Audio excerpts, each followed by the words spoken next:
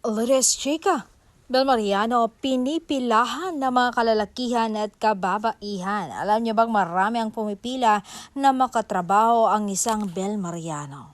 Isa kasi siya sa hinahangaan ngayon sa showbiz industry, ang Jesse superstar na si Bel.